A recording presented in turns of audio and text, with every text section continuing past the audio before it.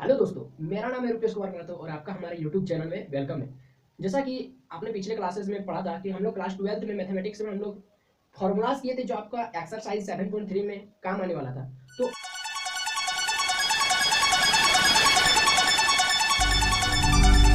आज मैं आपको 7.3 एक्सरसाइज 7.3 का ही आज मैं इंपॉर्टेंट क्वेश्चन लेकर आया हूँ, ठीक है। जिसका चैप्टर का नाम क्या था, इंटीग्रल्स, ठीक है। क्लास 12 मैथमेटिक्स का है ये चैप्टर 7 पॉइंट है। तो ये जो 7.3 इसका आज मैं इंपॉर्टेंट क्वेश्चन आपको बताऊंगा, ठीक है, जो काफी ज्यादा इंपॉर्टेंट है, ठीक है। तो चलिए वो सारे क्वेश्चन को देखते हैं। तो सबसे पहला क्वेश्चन जो कि इस चैप्टर में टोटल आपका 24 क्वेश्चन है, ठीक है। तो उसमें मैं आपको 3 ही छाट कर लिखाया हूँ जो काफी ज्यादा इंपॉर्टेंट है, ठीक है, आपको 2023 का बोर्ड एग्जामिनेशन के लिए। तो देखते हैं कि पहला क्वेश्चन है, मतलब ये आपका एनसीईआरटी बुक का क्वेश्चन नंबर 3 है। देखिए बुक में लिखा है कि आपको इंटीग्रेशन करने बोल रहा है। क्वेश्चन दे दिया है आपका cos 2x into cos 4x into cos 6x, ठीक है। क्वेश्चन नंबर 13 देखिए, उसमें लिखा है cos 2x minus cos 2 alpha by cos x minus cos alpha. Question number 16 देखिए आप बुक में, क्वेश्चन नंबर 16 में आपको लिखा हुआ है कि सॉरी tan का पावर 4x, tan का पावर 4x से आपका इंटीग्रेशन करना है। तो देखिए ये तीनों क्वेश्चन में जो आपका फॉर्मूला यूज होगा ना, उसको भी मैंने लिख दिया, देखिए, ताकि आपको खुद से जब समझने में आपको आसानी होगा। देखिए फॉर्मूला यूजेस, तो क्वेश्चन नंबर 3 में जैसे आपका दो फॉर्मूला यूज होगा। पहला फॉर्मूला है cos a into cos b का फॉर्मूला यूज होगा। cos a into cos b का क्या फॉर्मूला होता है, मैंने आपको पिछले वीडियो में समझाया था कि cos a into cos b का फॉर्मूला होता है cos a प्लस b। देखिए वहां पर देखिए cos a plus b plus cos a minus b और बाय में 2 होता है। क्योंकि इसका हम लोग यूज यहाँ पर करेंगे, इसलिए मैंने यहाँ पर लिखा दिया पहले आपको, ठीक है। और एक और उसी में बीच में जब हम लोग सोल्यूशन करेंगे तब एक और फॉर्मूला का यूज होगा जिसमें आपका आएगा cos square a। cos square a का क्या फॉर्मूला होगा, तो cos स्क्वायर a का फॉर्मूला हो जाएगा, क्या हो जाएगा, 2 cos square. cos square a का फॉर्मूला आपका कहां से निकलता है, cos 2a से निकलता है, ठीक है। तो cos 2a का क्या फॉर्मूला होता था, cos 2a का फॉर्मूला होता था 4, ठीक है। तो उसी से हम लोग cos स्क्वायर a का फॉर्मूला निकाल, cos स्क्वायर a का formula 1 plus cos 2a by 2, ठीक है। चलिए, और उसी तरह क्वेश्चन नंबर 13 में आपका यूज होगा cos 2a का फॉर्मूला, cos 2a का फॉर्मूला क्या हो जाएगा, 2 cos स्क्वायर a माइनस 1, यहीं से cos स्क्वायर a का फॉर्मूला यूज निकला है, ठीक है। tan स्क्वायर a का फॉर्मूला यूज होगा, tan स्क्वायर a का क्या फॉर्मूला होता है, sec square a minus 1, simple सी बात। चलिए अब हम लोग सॉल्यूशन करते हैं, ठीक है। सॉल्यूशन अब हम लोग करेंगे। तो सबसे पहले इसको आप नोट कीजिए एक बार, या इसको पहले बढ़िया से देख लीजिए, ठीक है। तो चलिए इसका सॉल्यूशन करते हैं, क्वेश्चन नंबर 3 को स्टार्ट करते हैं। तो जैसे हम लोग सॉल्यूशन करेंगे तो सबसे पहला क्वेश्चन नंबर 3 को तो लेट आई बराबर मान लेंगे, लेट आई बराबर क्वेश्चन को हम लोग इस तरह से मान लेंगे।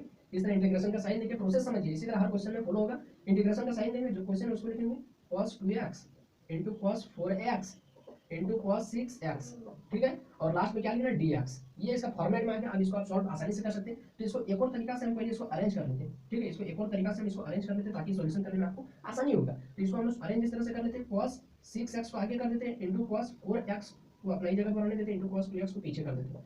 देखिए मल्टीप्लाई में इसलिए हम आगे पीछे कर सकते हैं, ठीक है। उसके बाद देखिए इसको कैसे सॉल्व करेंगे।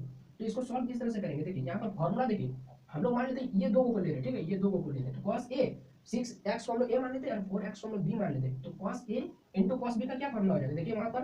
तो cos a into cos b का फॉर्मूला होता है cos a plus b plus cos a minus b और बाय में 2 लिखेंगे हम लोग उसी को, cos 6x प्लस 4x और bye plus cos 6x minus 4x और बाय में क्या हो जाएगा, 2 हो जाएगा। तो बाय में 2, देखिए इसको हम लोग इस तरफ घेर देते हैं सबसे पहले, और बाद में कौन है cos 2x और dx, ठीक है। देखिए अब इसको कैसे करेंगे सॉल्यूशन। तो ये जो है ना, इसको इस तरह से पहले लिख लीजिए cos, ये देखिए हम लोग इसको ये तरह इस तरह पहले इसको आसानी से कर लेते हैं कि 1/2 क्या है, कांस्टेंट टर्म, तो इसको हम बाहर निकाल देते हैं शुरू में, ठीक है, बाहर निकाल देते हैं। ये जो 1/2 है ये सब के लिए, ठीक है। तो ये क्या हो जाएगा, cos 6x और 4x कितना आ जाएगा, cos 10x और plus cos 6x minus 4x कितना आ जाएगा, cos 2x। इसको भी इसी तरह घेर दिए, और बाहर में कौन था, cos 2x और कौन था dx, ठीक है। अब 1/2 है। अब देखिए cos 2x है तो ये तो सब के लिए, दोनों के लिए मल्टीप्लाई में, इसलिए दोनों के, तो दोनों को दे देते हैं। तो cos हो जाएगा 10x, फिर हो जाएगा cos 2x और फिर dx भी दोनों के लिए है, प्लस, अब देखो 1/2 मैंने क्या बताया था, सब के लिए, तो इसको भी 1/2 इसके लिए भी दे देते हैं। तो ये हो जाएगा cos 2x और cos 2x कितना हो जाएगा, cos स्क्वायर 2x, ठीक है, और dx। अब इसका तो इंटीग्रेशन करेंगे। तो देखिए यहाँ पर एक और फॉर्मेट में आ गया cos a into cos b। देखिए फिर ये फॉर्मूला में आ गया, तो इसको फिर लिखेंगे, फॉर्मूला में क्या हो जाएगा, cos a प्लस b, तो डायरेक्ट कर देंगे cos a plus b 10x plus 2x cos 12x plus cos 10x minus 2x cos 8x और बाय में 2। तो बाय में 2 होगा तो उसको हम लोग 2 के साथ गुना कर देते हैं, ठीक है, आप समझिए, ठीक है। 2 के साथ गुना करते तो 1/4 हो गया, और फिर प्लस का साइन दे दिए, और क्या था, dx भी था ना मेरा जिंदा, तो dx भी मेरा जिंदा है अभी, तो dx भी मेरा जिंदा है, प्लस 1/2। अब देखिए cos स्क्वायर a का क्या फॉर्मूला होता है, देखिए यहाँ पर मैंने लिख दिया 1 प्लस cos 2a/2। तो ये हो जाएगा, क्या हो जाएगा इसका, 1 प्लस cos 2a, a यहाँ पर क्या है 2x है, तो 2x और फिर 2, तो यहाँ पर डायरेक्ट लिख देते हैं हम लोग 4x और बाय में 2, देखिए फॉर्मूला में बाय में 2, तो बाय में 2 और यहाँ से 2, तो 2 दूनी 4 हो गया, ठीक है। और यहाँ से dx अभी भी जिंदा है, ठीक है। अभी हम इंटीग्रेशन किए नहीं है, खाली अभी हम ट्रिग्नोमेट्रिक फॉर्मूला का यूज करते हैं, अभी हम सॉल्यूशन कर रहे हैं। अब हम यहाँ पर इंटीग्रेशन करेंगे, तो 1/4x किसके लिए, 1/4 ये दोनों के लिए प्लस है, तो ये दोनों के लिए, तो दोनों में एंट्री करवा देते 1/4, तो ये हो जाएगा cos 12x और dx भी इसके लिए भी है, तो dx प्लस 1/4 इसके लिए भी है 1/4 cos 8x और फिर dx, फिर प्लस 1/4, और देखिए 1/4 दोनों के लिए है, 1 के लिए भी है और cos 4x के लिए भी है, तो 1/4 1 के लिए हो जाएगा, तो ये हो जाएगा 1 और dx प्लस 1/4 और ये हो जाएगा cos 4x और dx, ठीक है। देखिए थोड़ा क्रिटिकल है, लेकिन आप इसको स्टेप बाय स्टेप समझेंगे तो आपको आसानी ही होगा, ठीक है, सॉल्यूशन करने में। अब हम लोग क्या इसको स्क्रीनशॉट लीजिए, तो यहाँ जगह नहीं इसलिए यहाँ पर मैं मिटाकर बनाऊंगा, ठीक है। इसको 1/4 को लिख देते 1/4, ठीक है, लिख दे। और cos 12x और dx, अच्छा cos x का इंटीग्रेशन क्या होता है बोलिए, तो मैं आपसे पूछ रहा हूँ cos 2x sorry cos x का इंटीग्रेशन क्या होता है, cos x का सिंपल सा होता है sin x, लिख देते हैं हम लोग sin x, क्या यहाँ पर x है, नहीं 12x है, तो क्या लिखेंगे 12x।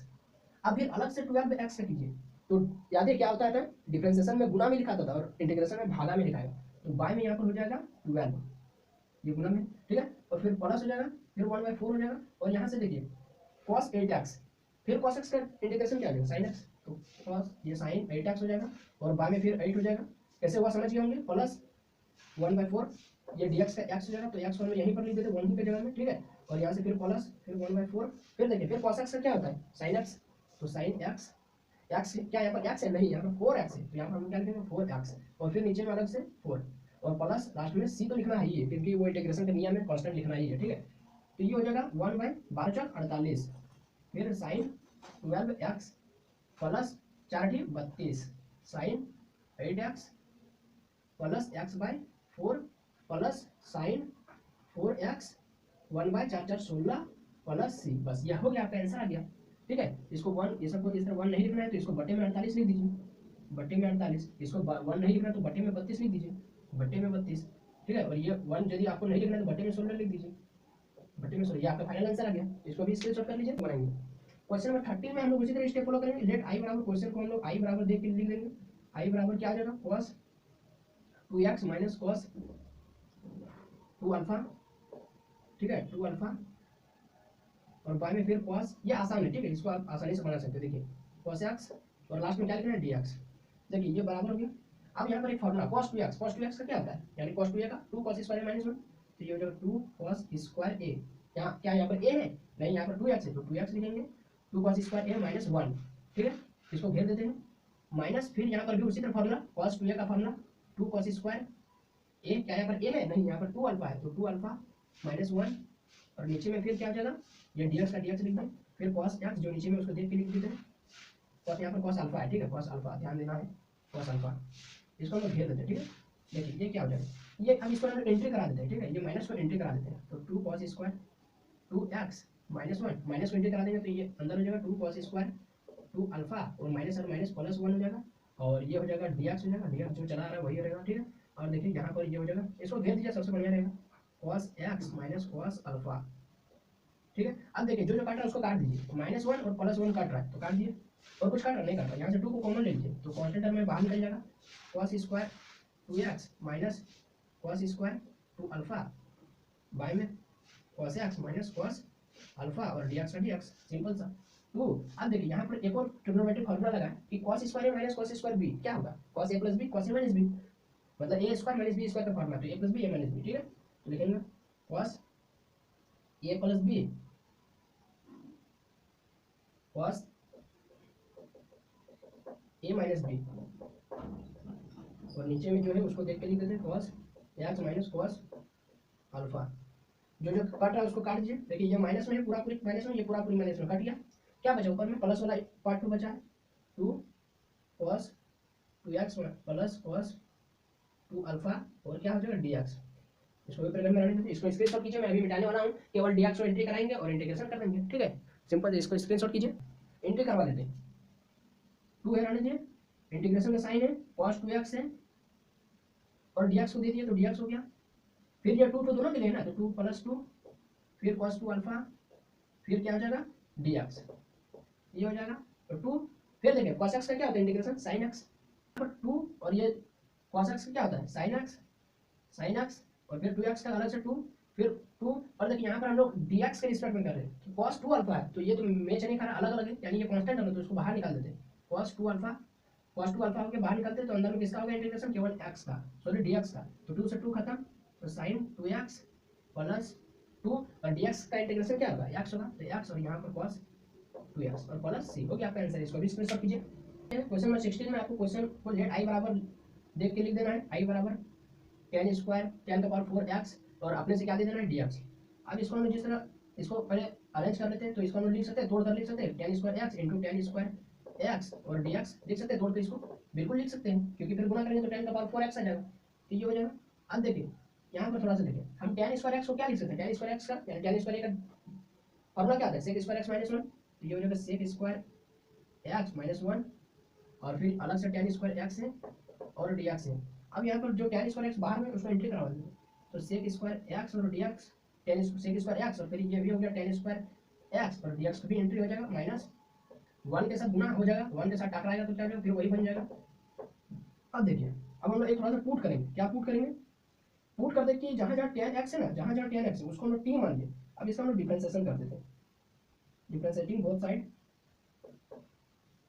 विद रिस्पेक्ट टू किसके रिस्पेक्ट में, x के रिस्पेक्ट में, x के रिस्पेक्ट में तो ये हो जाएगा tan x का क्या हो जाएगा sec स्क्वायर x और फिर ये हो जाएगा dt बाई dx हो जाएगा क्योंकि हम लोग x के रिस्पेक्ट में किए हैं तो ये तो x नहीं ये तो t है तो dt बाई dx हो गया। अब यहाँ से sec स्क्वायर x और फिर dx हो गया मल्टीप्लाई हो गया बराबर dt, इतना हमको मिल गया। ये जहाँ देखिए थोड़ा सा ध्यान दीजिए sec स्क्वायर x और dx इसको हम लोग क्या लिख सकते हैं dt लिख दिया और देखिए tan स्क्वायर x तो tan x को क्या माने t तो t और यहाँ पर पहले से स्क्वायर है तो स्क्वायर दे दिया और फिर माइनस हो गया tan स्क्वायर x हम लोग फॉर्मूला में लिख देते क्योंकि उस तरह में हम लोग का बन ले रहा है तो tan स्क्वायर x को हम लोग क्या लिख सकते हैं sec स्क्वायर x माइनस 1 और फिर हो गया dx, ठीक है। अब यहाँ पर थोड़ा सा इसको सॉल्व करते हैं तो ये हो जाएगा t का स्क्वायर, अभी इसका इंटीग्रेशन नहीं किए, ठीक है। तो देखिए sec स्क्वायर x और dx हो जाएगा तो sec स्क्वायर x और dx हो जाएगा और ये माइनस 20 करें तो प्लस हो जाएगा तो ये हो जाएगा, फिर ये x से टकराएगा तो dx बना देगा, फिर ये हो जाएगा। अब इसका इंटीग्रेशन कर देते हैं तो t स्क्वायर dt यानी n का स्क्वायर यानी x का पावर n dt का इंटीग्रेशन क्या होता है, पावर जुड़ जाएगा, पावर और नीचे में भी वही हो जाएगा, ठीक है, क्योंकि 2 + 1 और नीचे में 2 + 1 यानी 3/3 हो जाएगा माइनस sec स्क्वायर x देखिए sec square x dx dt आ गया तो यहाँ पर लिख देते हैं हम dt प्लस हो जाएगा dx का क्या हो जाएगा x हो जाएगा प्लस c कांस्टेंट टर्म है जहाँ जहाँ t है वहाँ पर जो t का वैल्यू हम लोग माने थे tan स्क्वायर tan x को तो ये हो जाएगा tan x तो यहाँ पर क्या x है, यहाँ पर क्या t है, केवल नहीं t का पावर क्यूब है तो क्यूब दे दिए और y में 3 माइनस dt से क्या निकलेगा t निकलेगा और फिर t का वैल्यू क्या है tan x तो tan x plus x plus c हो गया आपका आंसर। स्क्रीनशॉट कर लीजिए, बस इतना सिंपल था। केवल देखिए थोड़ा सा हार्ड है लेकिन आपको स्टेप बाय स्टेप समझेंगे ना तो काफी आसानी हो जाएगा। तो बस ये हो गया आज का क्वेश्चन, स्क्रीनशॉट कर लिए होंगे। तो ये क्वेश्चन आपको कैसा लगा आप कमेंट बॉक्स में जरूर बताएं। वीडियो यदि आपको बनाने में समझाने में आपको यदि अच्छा महसूस हुआ, ठीक है, मतलब आपको लगा कि हाँ आसानी में बना सकता हूँ तो आप हमारे वीडियो के ऊपर तुरंत लाइक बटन दबा दीजिए और हमारे चैनल को सब्सक्राइब कर लीजिए ताकि इस तरह का और भी आपको वीडियो मिलता रहे। तो बस अभी के लिए इतना ही। जय हिंद, वंदे मातरम।